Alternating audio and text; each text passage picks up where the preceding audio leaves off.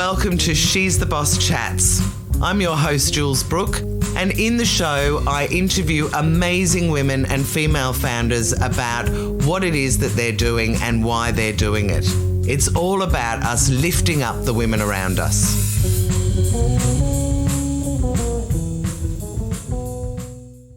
Faye Browne, I am so excited to be interviewing you for She's the Boss Chats. Thank you so much for agreeing to do it. Well, thank you so much for inviting me. This is very exciting, actually. It's my absolute pleasure. And for anyone who's listening, I'm doing this as a live video into their Facebook group as well, which leads me straight to, why don't you tell everybody what it is that you do now?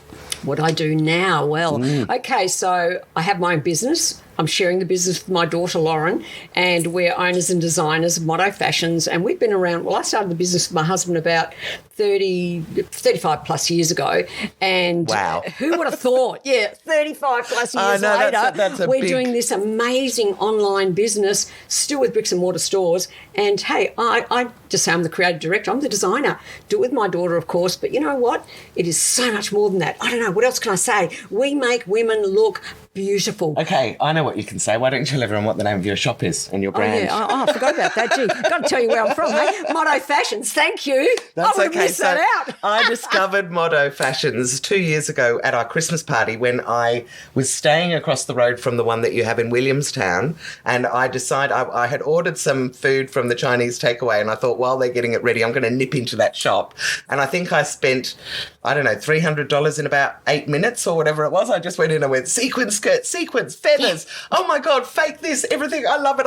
And I went crazy. And then slowly but surely have managed to find my way to you two. And I'm so happy I have, as everybody who is watching knows, because they're all huge fans and you've got this massive fan base. But anyway, okay, so this is about you, Faye. So let's start with, why did you start Motto Fashions? Okay, well, I guess this has to go back to when I was a little girl. Look, I've always been a small person, and my mother used to buy size 14 when I was like 8, and she'd say, you're going to grow into them, you know. And right. I kept thinking, okay, why do these look so awful on me? So I started tweaking garments as young as I can remember, really. Like sort of 7, 8, 9, that kind of thing? Yeah, or in your teens? I mean, I started with Barbie dolls and all that. I won't go into that because that was much earlier. But altering my own clothes, probably from about the age of 8, but just because I wanted to look cool, like everyone else that I thought looked cool, you know. And I guess it started from there. Okay, you know, so found the importance of clothes. Yeah, great. And we're going to go right back to when you were a little girl, so you're going to cast your mind back in a minute. But so was there a light bulb moment? Was there something that made you go, you know what, I'm going to start my own brand? Well, it was my dream really from, I reckon, about the age of 12, because I started selling close to my girlfriends then, because then I became, you know, super cool, if I can say that myself. You can. And my friends would say, oh, I want some of that. Okay. So I'd do it for them. And that was, I mean, obviously ego trip, yeah. But apart from that, the awesomeness of everyone transforming just by changing something just a little bit, you know, that was incredible. Getting into your mother's wardrobe, chopping things up. Sometimes I'd chop something to wear. That. Like, I wish I could. But God, I guess what I'm interested in, though, is what made you actually decide to start design, like an actual label. Yeah, okay. Was there, did someone suggest it to you? Did something happen? Or was it just literally the light bulb moment, I know what you're talking about. I was talking to a friend saying, I'm going to start my own label. And I don't know, I was in my mid-20s or something. Right. And she said, oh, you've been saying that for years. You'll never do it. Okay, that was the moment I said, yeah, I'm going to do this. And I realise now when someone says I can't do it, I always do it. Yeah, that was the moment. Yeah, well, I'm exactly the same. Thank God for that friend. Yeah, fantastic. Okay, so now let's go back and just talk about your whole career journey.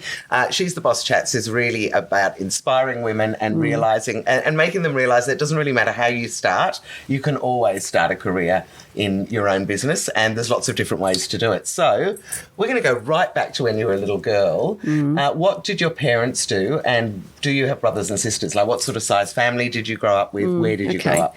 Yeah, okay. Well, we were Italian immigrants, so I came out to Australia when I was about 4 years old. Okay. And I have 2 younger brothers, but one brother is 14 years younger, so I kind of grew up just with one brother. He was, you know, only 1 year younger than me. Dad worked for Holden's, which was a car place in South Australia. Grew up in South Australia, and Mum was a seamstress. So so I'm always interested for the role model. And she seamstress. had she had those brilliant singer sewing machine, you know, with the foot, pedals. And like even at 4, I'd get under there and go, oh look, I want to do this, and she sort of worried that I'd stitch my fingers up, but that was amazing, and to me it was like just the norm. Right. Just the Which, norm. of course, to me it seems like magic. Yeah. Oh, and we've got a plane going overhead now. School, what was school like for you? Did you enjoy it? Yeah. Being a new immigrant, I was a new immigrant myself. I know it's kind of hard to walk into a school in another country, so... When you, firstly, I didn't speak any English, and my first day of school, I remember getting in front of the class because the nuns told me to get up there and read a book, and I couldn't speak English, so I got a belting. Right. Yeah. So that was my first day at school. Oh, and so you thought, I don't actually want to go back. Yeah, I didn't understand it. So for years and years, I just wanted to understand where I was and understand the people. Yeah. And wanting to fit in, I guess. Okay. And that was brilliant for my career right now, because all I wanted to do was be like everybody else, and I had to fit in somehow. Right. I don't know, that was... So that's primary school. What about high school? By the time you got to high school, did you enjoy school by that stage? Loved or were it. you just... No, you loved it? Because I became the princess, like, oh, look at what she's wearing. Have a look at her new hairstyle. Have a look at her nails. So were you at a school where you were allowed to wear non-school uniforms? Yeah, no. We needed to wear a school uniform, but after hours it was like just, I don't know. You were the girl, the it girl. Oh, that's it, the it girl, and had the it group. Love that. Okay, Love that. So when you finished school, firstly, did you go to year 12? Yeah, I did, but what happened when I was in what year was it? I don't know, somewhere in there. I had a girlfriend in the class, not really a girlfriend, just a person in the class, who had a sister that worked at Witchery. And they wanted someone to draw some pictures. So she came over one day and said, look, my sister needs someone to draw some pictures. I drew these pictures, and the guy was just the owner of Witchery, was blown away. He wanted to meet me, and he offered me a job as soon as I left school. Straight out of school? I was still at school. He said, why don't you come and work Saturday mornings? But back then, I earned like $1 for Saturday, and I have to spend 50 cents to get there and get home, and then to buy lunch. So I stopped. 2 days, that was it. Right. But that was working behind the counter kind of thing, as opposed to... Yeah, in a store. But then I started with drawing and working like window dressing, painting big pictures and all this sort of stuff. So it's pretty exciting, but okay, so different. If you left after 2 days, what was the next job? Well, that he said, please come back. Oh, okay. So when you finished school, come back. Right. Yeah, so I did. I did that. I did an art course. And that's when it got you more too. into merchandising and understanding how stores work and all that kind of thing. And more understanding of people and how to relate to them. Okay. And after about 2 years, I always wanted to be a fashion designer. I suppose it came from that very young. Yeah, I actually anyway. Yeah. So then I moved. I wanted to be a fashion designer. And back then, when was it? In the early 70s, Melbourne was the fashion hub of Australia. So if you want to be a fashion designer, just come to Melbourne. Right, and of course, and it kind of was, and probably still is. I reckon it still is. But I think probably back in the 70s, it was pretty backward compared to the rest of the world. Well, what do you think? Yes, well, because all the immigrants were coming over from that's Europe. That's right. Australia got styled up very quickly. I came from Adelaide, where it was a high pommy immigrant community, and they were, Beatles, Carnaby Street, super Mary trendy. Quant, who died this week, that kind of look. All that stuff. And so Adelaide was really super trendy. Okay. When I came to Melbourne, it was the manufacturing hub was what it really was. Not so much a fashion hub, but, I was all part of it, and it was great. So I moved over with Witchery. He gave me a job, immediately said, oh, no, come work with me. And that's when I really started getting into buying, designing, and that's when it started happening. So how old was I, 18?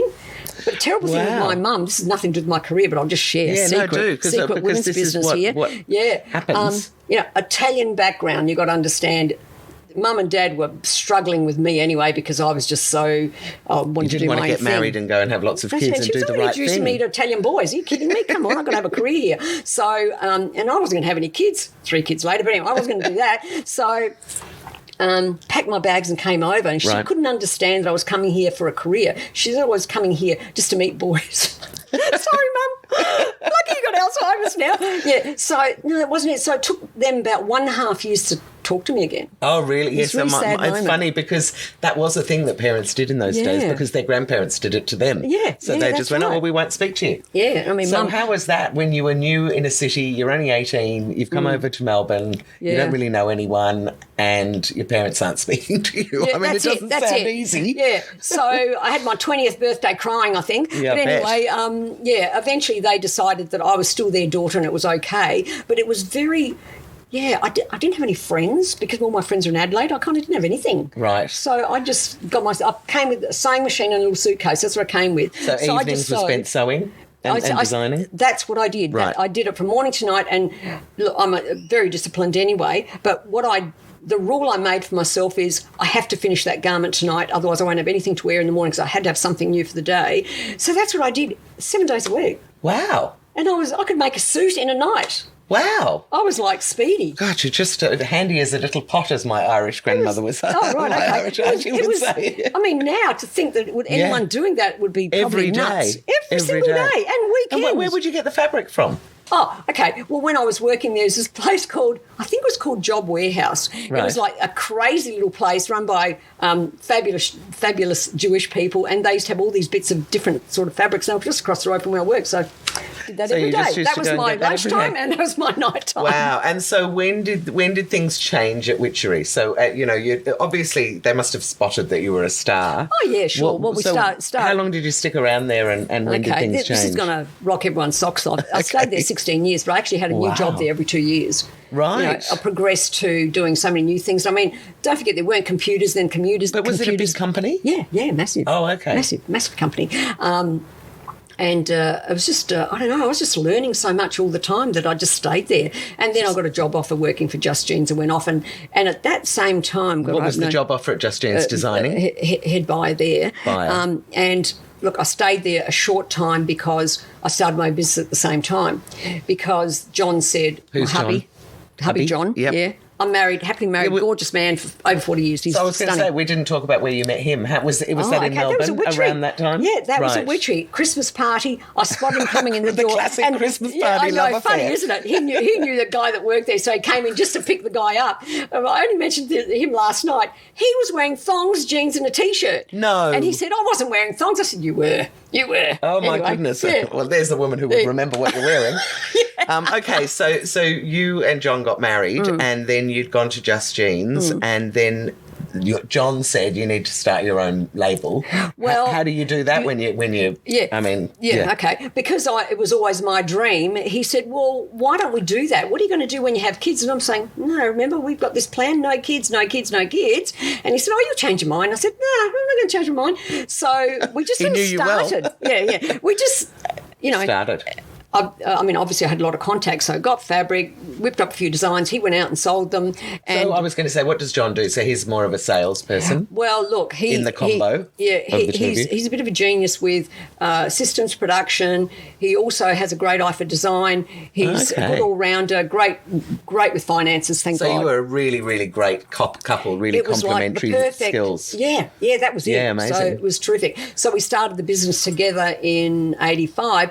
And unfortunately for me, I went to a more secret women's business. I dropped into a naturopath and she said, whatever the problems were, I don't even remember, but you've got to get off this pill. It's made you sterile. Just get off it. And I thought, this is the sterile, thank contraceptive God. pill? Yeah, I thought, thank God I'm sterile. That's what I thought. Stop. I hope my kids are not. Yeah. So next month I'm pregnant. And then what did you... Well, I mean, for somebody who didn't want kids, how Yeah, I excited were know. you then? Well, Not very. no, just starting my business, just starting, like traveling the Yeah. world, doing all this stuff. And in those days, of course, I mean, I don't want to say in those days, but Was at that those days. stage, really, it was like, you're not going to be able to work while you've got a child.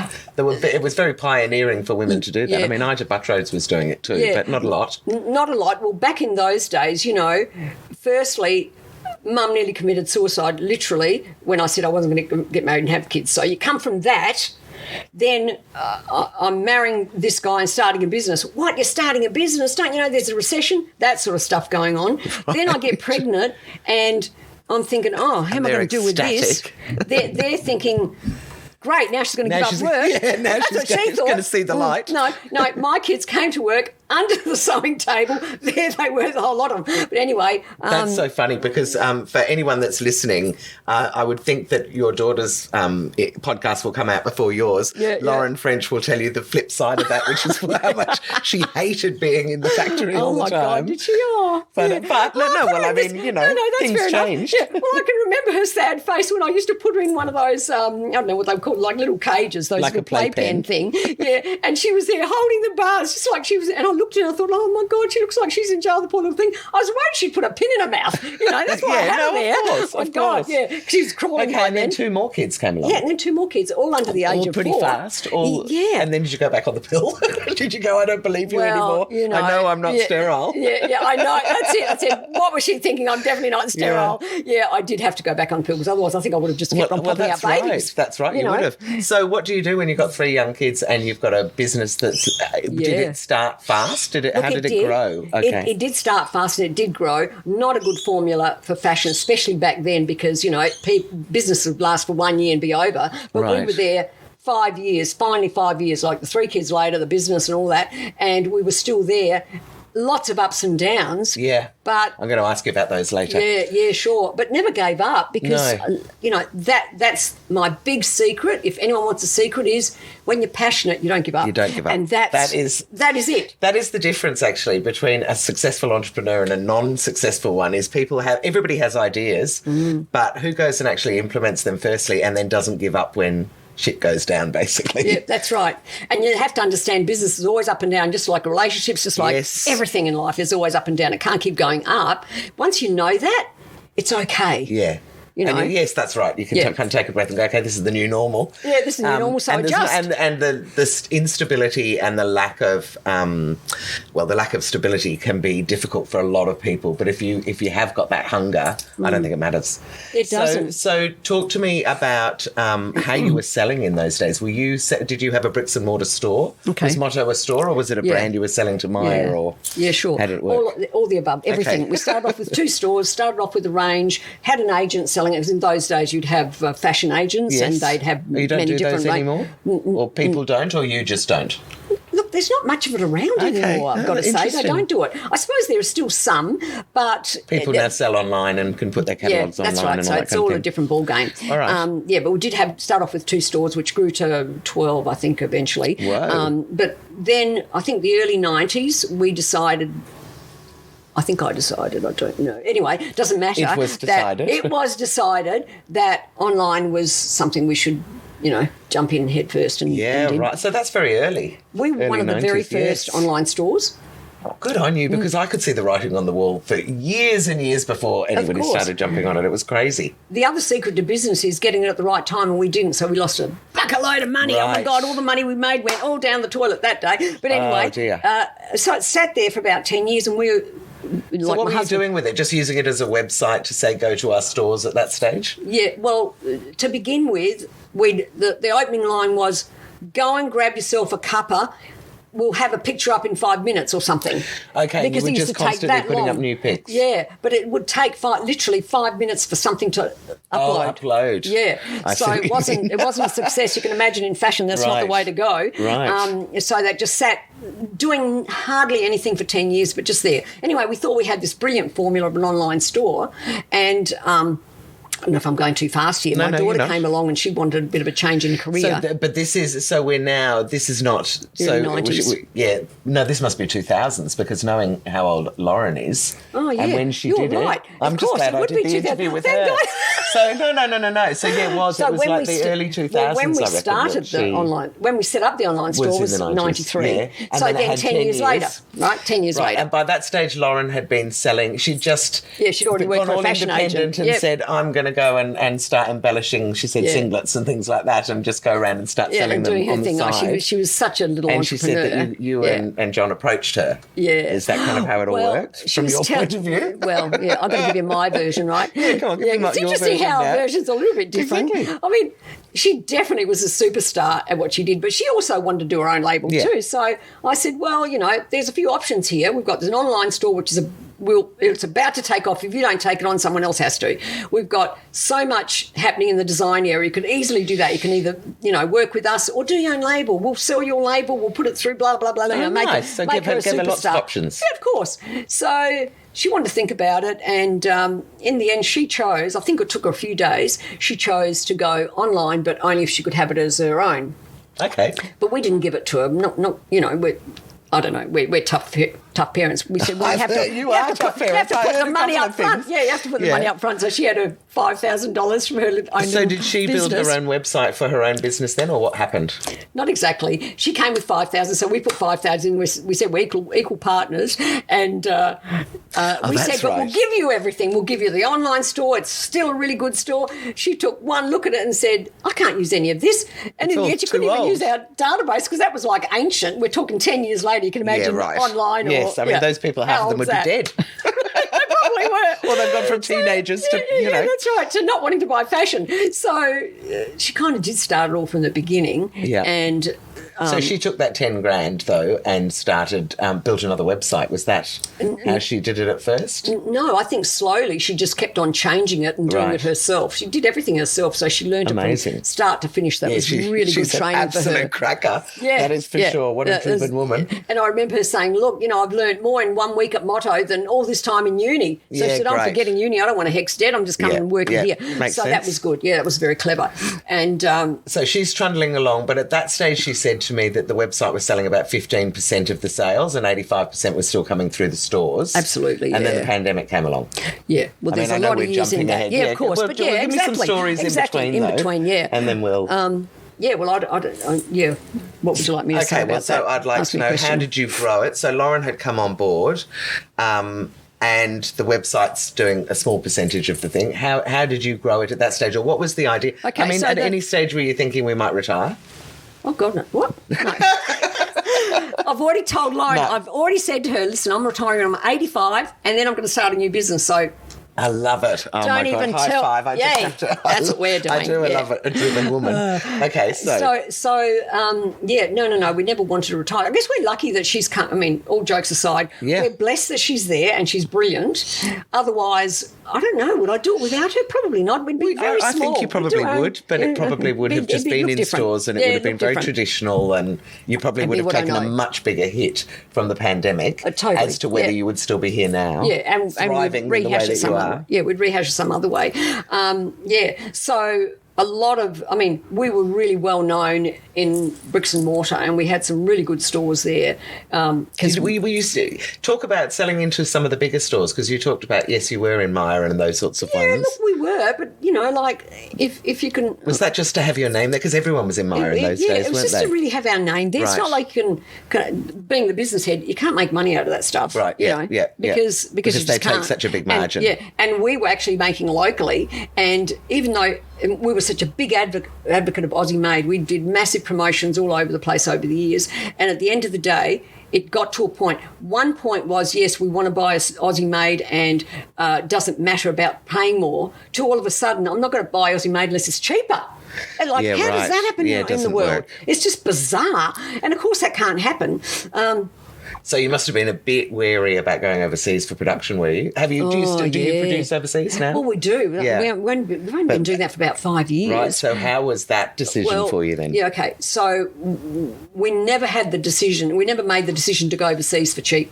Right, or for cheaper than what we were already producing. It was always to do bigger and better things. Right. So it wasn't an issue. Right. You know what I mean? It was just about volume? It's just about, not even volume, because we're not a volume company. We still only make small quantities just as we would have here in the scheme of things. It was just about getting more unique things, like I'm wearing this so you wouldn't have been able to do that from Australia, not at all. Don't think? No, okay. the machinery is limited, the knowledge is limited, the accessories. We got to a point 5 years ago where you couldn't buy a zip locally. You'd have to buy it from overseas before you can put a zip on something. Okay, so it's that level. So the industry's gone anyway. Yeah. And that awful... and we can talk about just very quickly how sad that is, because so sad, because we were so passionate. We were probably one of the last to keep making here, my God, because we were passionate about it. But you've got to also be smart. You've got to be smart. Yeah. Okay, so you moved overseas, and we're probably, if we're talking 5 years ago, close to pandemic now. So tell me about what that was like for you both. Pandemic? Yeah. Okay. Other than being absolutely shit, as we know it was for everyone. Yeah, of but course. You've got a Okay. big business that you've got to run at, you know. Well, a few things went through my mind when I was lying there going, okay, what's next?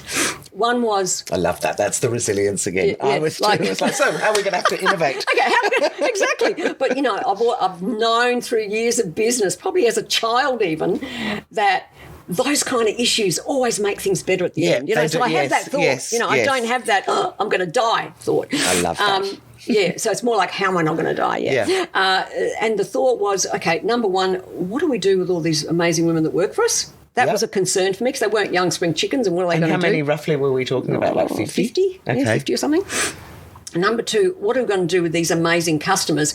Now, I don't know, am I naive in thinking, how can they buy amazing clothes? Because if we're gone, there aren't any. Am I naive? That's what I thought. That was what's crossing I my love mind. the way you okay? think. Well, now I've And- discovered you. I would agree. And the next thing was, what am I going to do personally? Oh, my God. Yeah. I mean, Lauren will find something because she's a tech head, but I'm not. What am I going to do? I didn't worry about my husband at that point. He wasn't in the picture, but he must have been somewhere in there. Yes. So, yeah, so what was going on through it? So that in itself kind of was starting to brew innovation. You Because the must three have of had us a week where you just went, oh my God, what are we going to do? Did you have a little moment of kind of mini panic? Well, we did have a bit of. I don't remember that panic. It must have been there, There you though. go. You probably but I can't block remember. Yeah. So all I remember is all of a sudden going from nothing online to, I don't know, so much So, yeah, online. so that what the Lauren's- hell? How do we do this? so And there's just Lauren's- the family. Yeah, so Lauren's side of that was she said that you both spoke to her and said, you know, we need to look at the online. She thought, yes, and you just gave it a crack and it just took off like Like that. like a rocket. Like a so rocket. Absolutely Yep. huge amount of orders coming in, Yep. which then allowed you to bring all the staff in. Yes, And to say, keep, "Do you wanna to keep help them in a us?" job. Yeah, because we knew at some point we'd have to open the stores again. We weren't thinking we'd have to let anyone go. We wanted to hang on to everybody. Right. So, and things evolved day by day. It changed day by day. Some were scary, mostly not, because we always knew there was going to be something else. that it we wouldn't weren't ready last to die. forever. Yeah, we Yeah. weren't ready to die. So, and like I say, when you think like that, you just don't. You just don't die. So how did you feel when Lauren said, and I'm assuming it was Lauren, said, why don't we start doing lives every day? It was Lauren. My God, she's a genius. I know, Oh, because it's well, so clever. It is so she clever. I'm going to is do it with very- my crowd now too. Yeah. Well, the thing was that we could see that it was the only way to communicate with our customers, because my thought, while she was brewing this up, you know, What like, happens to like a I said, newsletter? the three. Other people do newsletters. Well, that's it. Well, we were always big on that too. We used to have a magazine called Motto and You. It was really Oh, big okay, time. okay. There was a lot of stuff, right, that we used to communicate with our customers. It was a way to keep in touch with our customers, because in my mind, this is, again, that naivety going on. It must be because I'm just that kind of a kid. But, you know, like, people are going to get depressed if they can't buy fashion. Yes. That was what you're I thought. right. Don't you're you think? right, yeah. I would if I can't at least see it. I absolutely, and not only that, but it's also, I mean, there's something about the two of you that just makes it so Moorish that you just want to see it every day. And I mean, I set up She's the Boss and started doing online lunches for female founders at that time as well, because I knew how many women were feeling isolated. That's it, And it was the yeah. same thing for you. People can suddenly go, well, I can't get into the shops, but I can see what they look like. And Yeah, and have a bit of fun with Yeah, it. yeah. And when I thought, oh my God, they're going to get so depressed, I had the thought, we've got to be funny, we've got to be interesting. It's not about selling clothes. So then, even though we really were hopeless, please don't look at the very first one we did, because we stop were it. bad. But it must have been, but it's very that's raw. what hooks everyone in. Raw is It was raw, authentic. exactly. Yeah, and I mean, I think we're good now, but it's like You are, great. Thank you. It's like. Yeah, it was just very real, very Fumbly raw, at first. fumbly. And you also know. because the first time or the first few times when you see video, you're like, it's got to be perfect. Yeah. And if it's not perfect, people are going to freak out. Yeah, that's right. And then you start Nobody's gonna watch relaxing it. and people Yeah. start going. I always remember this woman saying to me years ago that she always used to be like hair blow waved and full on makeup because she used to coach photographers. And she said one day she wasn't feeling great and she just thought, stuff it. And she wore no makeup and her hair was everywhere. And as she opened the door to the women, they all went, oh my God, it's fantastic to see you like that. I feel more like, you know, Oh, wow. I feel more like we're on a par now because you always just seemed too unapproachable. And I that just brilliant? thought that's so true. And that is what being real and authentic in videos is these days, I think. Yeah, I think So you being hit real the is nail on very the head. important. Yeah. Yeah. So we became that, and we became, very chatty with our customers. So we got close to our customers, closer than what we thought, because we used to go out to the stores, try and meet them, but then we got very busy. We didn't have time for any of that. So this is a way of doing that. It's perfect. It's absolutely perfect. And look at the massive groups that you've got following you now. I mean, there's your customer base. Yeah. You're never going to have to do marketing again as long as you keep doing your videos. Exactly. Okay, so now some of the other questions I wanted to ask you. One is that you related to the fact that business goes up and down all the time. And boy, oh boy, do we know it. It does, yeah. There'll be a whole heap of women listening that either are just starting out or have had their business for a while. I love to talk about some of the stuff-ups as well as all the successes because I think, as you say, we learn from them. And I can think of times in my life where in my business I've thought, oh my God, I don't know if I can recover from this. And I'll sit tight for a couple of days and I go, of course you can. We're just going to have to think of another way of doing it. And you look back and go, that's the best thing that ever happened. So have you got a couple of stories or a story like that you could share? Yeah, absolutely. I've actually got two. I've got two really good stories. Okay, first is, look, we've never actually gone broke, so I'll just put that out there, but close to it, okay? So when you're so low, I got to a point where I had to start thinking, okay, what am I going to do with my life because this business is not going to make it. And I was sitting at my desk and I was thinking, I must be good at something.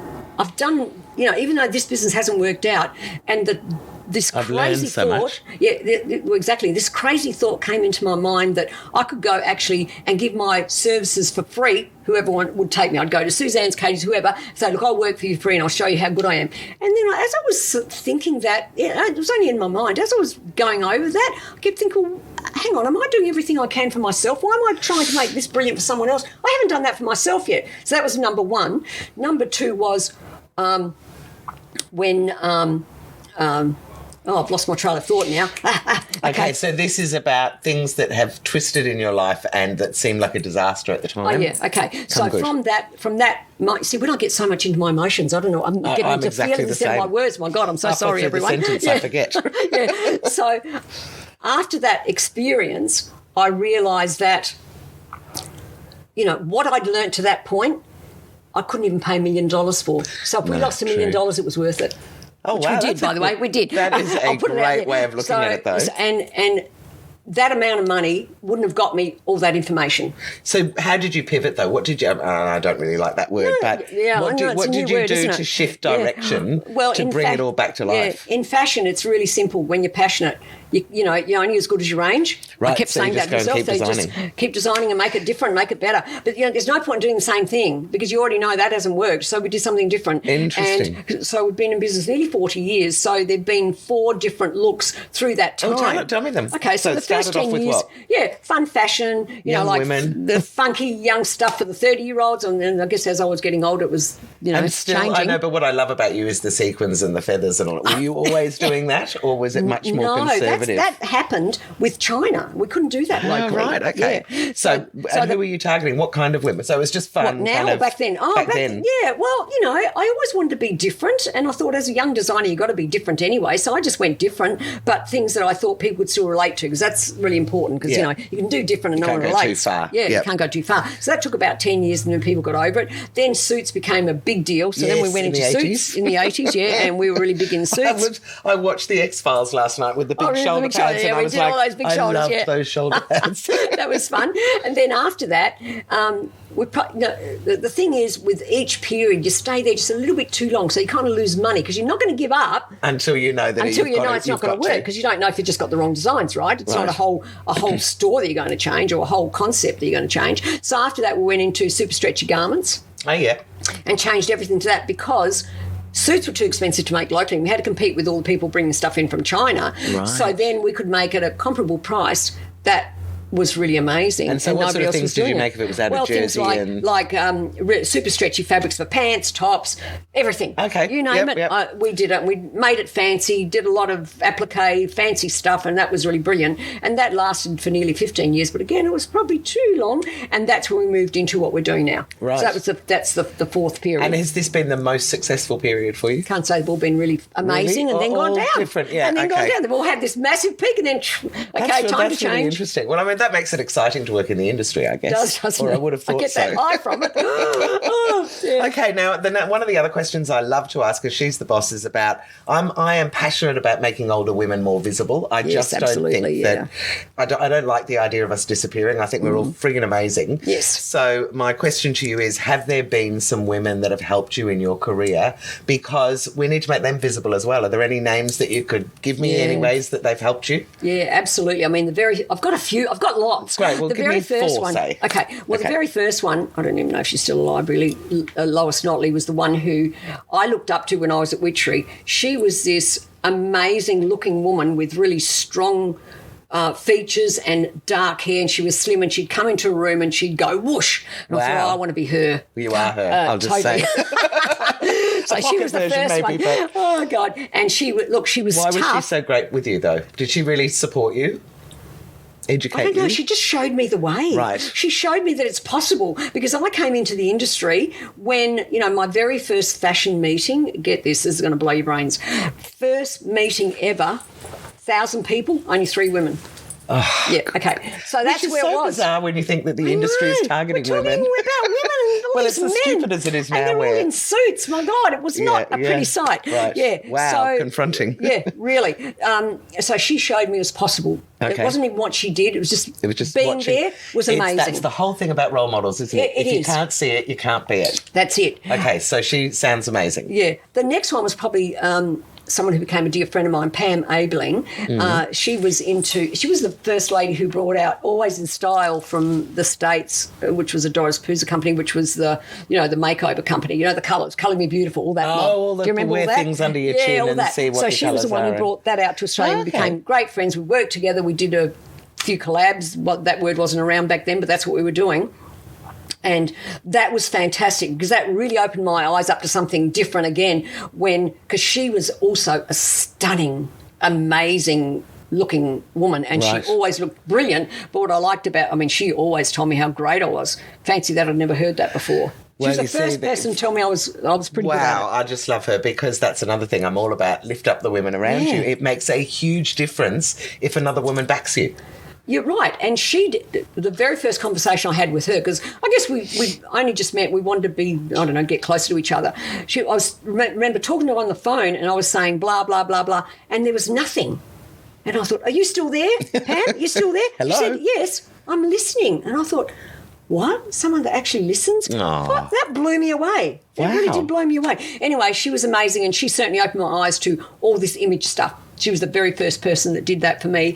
And again, that is possible. Yeah. It's like that 1 minute mile thing. Once somebody does it, Everybody can do it. Everyone can do it. But Yeah. why can't we do things anyway? What are we waiting for? Yeah, She yeah. showed me that. What are we waiting for? Great. God, I love all these women. Yeah, I know. I can see why they're you do. amazing. And another person that's actually changed my life a little bit, not so much around fashion, is someone called Cheryl Selman, Dr. Cheryl Selman. She's in Queensland now. She's brilliant. She's in the personal development side, because when it came to fashion, what I learnt along the way was that it's so much about ego and all the crap stuff. Can I say that word? I think I've said a few worse things. Yeah, but okay. yes. And you need to be real. I thought I had to be real, and you need to be real, and that was really hard when there was so much fake going on. Yes. And It's also fashion was about fake. superficial and- Everything was so superficial, which is kind of what social media is, even though I love social media. I was just but it about is to that. go straight down that road and go, those influencer things, that's not going to last, because that is just so it's not real. superficial. So how can you be real? So the whole thing about fashion and being seen as an older person, or as anybody, not even older women, because I'm That's sure right. young people have this too. It's like, how do you do that? And my answer is be real. Yep. I'm with you. And then on the other side of that is, how do you be real? You fake it till you make it. I know, isn't that bizarre? What Smoke a bizarre. and mirrors is what I say, but yeah, same thing. Smoke and mirrors, yeah. Yeah, so Well, they just sound like amazing women. Wow, They you're are. very lucky to have been surrounded by I women think like so that. too. So the next one is, one of the things that I have noticed, and I've now interviewed about 250 women, is the number of them that have pushed and pushed and pushed themselves. And I can hear in your voice how driven you are. How have you stopped yourself burning out? because there are so many women that I have now interviewed that have pushed themselves so far. They've had adrenal failure or whatever, some kind of burnout, and had to spend maybe a year in bed. Oh, wow. So how have you stopped that? How have you done the juggle with life, family, work and kept yourself healthy? Yeah, well, I guess I grew up in that period where you had to be superwoman or super mum or something. Also in that period where if you were a working mum, you were a bad mum. Yep. Please lock that away and never let it out again, because that's so wrong. Because look at my kids, they're amazing and I work the whole time. If you're happy, that's when you have great kids. But anyway, put that aside for a minute. I'd go 100 miles an hour and I do have to stop. So I had to really deal with that. So what I've done over the years is learn to meditate. I meditate every single day for an hour before I get out of bed. I teach meditation too, because I just... An hour? Wow, that's great. Yeah, that's great. But I'm not that person. I went to my naturopath one day and she just laughed when I said, I just, just wherever I am, kids are running around, the TV's on, hubby's there, the food's going, and I'm just sitting there meditating. And she said, she laughed because she said, I have to get the music, I have to get the cushions, I have to dim the lights. I said, well, if I had to do that, I wouldn't be doing it. Do it. I'd never do it. So I just did it anywhere. And that, having that up front in my mind, you just do it whenever. Even if you had to sit on the toilet, do it. Mind you, my kids are in the toilet with me, so that was really hard too when they were little. We'll move on from that vision. Okay. Anyway. They didn't care, but I just needed that time on my own, you know what I mean? And I relate to mums locking themselves in bathrooms and still the kids come in. Yeah, you still have to do it. So meditation, number one. Number two, I've always been a healthy eater, but now I'm a manic healthy eater because I've had cancer. I had cancer 10 years ago and I thought I was doing everything right. So how the hell did I end up with cancer? That's another story. Unlucky. Well, we didn't touch on that. Yeah, well, we can. That would have been a big pivoting moment for you, I imagine, where you went... It was, because here I am thinking I'm doing everything right. I mean, I'm probably OCD. I was doing everything right. Vegetarian diet, don't drink, don't smoke. I do exercises. I do all this stuff, meditate. And then bloody cancer freaking comes along and hits the wrong people. Well, lucky for me or unlucky for me, I actually got breast cancer, and I know that meant, hey, I haven't nurtured myself, so I've done everything but forgot about me. One of those things, like most of us do. Interesting, yeah. So dealt with that. Now I'm 10 years on and fantastic. And I actually do think more of myself now. I actually realise when I need a holiday, I actually do feel it. I was going to say, well, one of the things I was going to ask is what sort of hours you work and do you take holidays? Because so many women don't, and I think they're so important. Like, they really rejuvenate you and give you a bit of perspective on what you're doing, so you come back all fresh and ready to kind of do more. Yeah, well, I wish I was like that. Okay, I'm not good with holidays. So when I say holidays, how do you take one a year? No, I wouldn't do that far. But I've got a new secret I can share. Yeah. What I've discovered is that I don't need to make it a big holiday anymore. Okay. I can actually have a weekend. A long weekend or something. And rejuvenate at a health retreat. I've done lots and lots of health retreats over the years, and there may have been 1 week to 2 weeks, maybe 10 days. But I've just discovered this brand new little thing called Rest and Restore, which is only a weekend in Yarra Valley, just up the road. Oh my God, they're a lifesaver. So, and I've done that before. Then I thought I was going to collapse in a heap. Thought, I've overdone it now. Come on, Faye, you're going to get... you're going to blow a gasket or something. Your self-talk, hilarious. Yeah, that's right. So I went there and it was physically amazing. The food I didn't have to worry about because it was just all my kind of food. And it was just beautiful meditation. It was all the wonderful stuff that I pretend I do every day, But I did do it and I came back so refreshed, and I reckon I said to one of the owners there that I can go like a bat out of hell and know now I can just come here for a weekend and I'm okay. So that's my formula for today. Right. I might change it, but I think that's working for now. It sounds great. Sounds like you might need to do one a quarter or something. Something like that would be brilliant. Just give yourself a little bit of a break. Okay, and I love this question, which a journalist suggested to me many years ago. Is there a quirky fact about you that most people don't know that you'd be up for sharing? This is the last question, and it can be anything. It can be anything. Oh my goodness. Yeah. I guess I can share something quirky. I've watched people that are OCD, and when you're OCD, you don't even notice it. Yep. You just do. I remember when Lauren was a little baby, she used to move the books on the coffee table, and I'd automatically just go and straighten everything. And I must have done that 1,000 times. Then one day I realised, hang on, she's only going to mess it up. Just leave them. But it really irritated me. It really irritated me. Well, this morning I got up. I go to the gym every morning anyway, and there were some cups. We had the family over yesterday. There were some cups left on the, on the sink kitchen bench because the dishwasher was full, and I couldn't go until I cleaned all that up. Yeah. I guess that's the only thing I can think of. I don't know. Is that quirky? I think that's pretty quirky. Oh, okay. I love that. That's my quirky thing. I have just absolutely loved interviewing you. You're an amazing woman. So tell everybody if they wanted to buy Motto clothes, which I'm sure they will, and I encourage everyone to do it because they are my. I don't think I'm going to get rid of everything else in my wardrobe and just have Motto.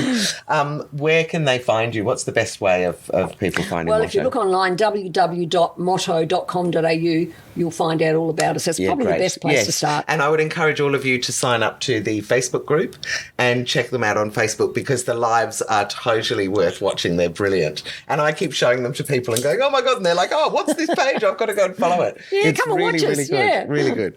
So thank you so much. Pleasure. Lovely talking to you, Jules. I hope you've enjoyed this episode of She's the Boss Chats. For more information and to find out about our other initiatives, including our weekly lunch for female founders and our TV show, go to shestheboss.com.au.